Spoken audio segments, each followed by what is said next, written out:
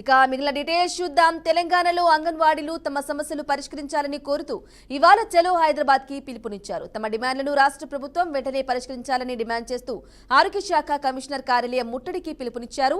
అలాగే ఆశా వర్కర్ల చలో హైదరాబాద్ కార్యక్రమం యొక్క డిమాండ్స్ ను తెలియజేశారు. అసెంబ్లీ బడ్జెట్ సమావేశాల్లో ఆశా వర్కర్లకు కాంగ్రెస్ ప్రభుత్వం 18,000 రూపాయల ఫిక్స్డ్ వేతనం నిర్ణయించాలని కోరారు. అలాగే 50 లక్షల ఇన్సూరెన్స్ చేయించాలని, ప్రమోషన్లు, ఈఎస్ఐ, పీఎఫ్, ఉద్యోగ భద్రత, రిటైర్మెంట్ బెనిఫిట్స్, పెన్షన్ తదితర సమస్యలు పరిష్కరించాలని డిమాండ్ చేశారు. వీటిని తక్షణమే అమలు చేయకపోతే ఆశా వర్కర్ల యూనియన్ ఆధ్వర్యంలో ఈరోజు కోటిలోని ఆరోగ్య శాఖ కమిషనర్ కార్యాలయం దగ్గర ధర్నా చేపట్టనున్నామని పేర్కొన్నారు. ఇక ఆశా వర్కర్ల యూనియన్ చలో హైదరాబాద్ కి పిలుపునివ్వడంతో పోలీసులు ఒక్కసారిగా అలర్ట్ అయ్యారు. దీంతో ఎక్కడికక్కడ ఆశా వర్కర్లను అరెస్టు చేస్తున్నారు. తెల్లవారుజాము నుంచే ఎవరు బయటికి రాకుండా తగిన చర్యలు తీసుకుంటున్నారు.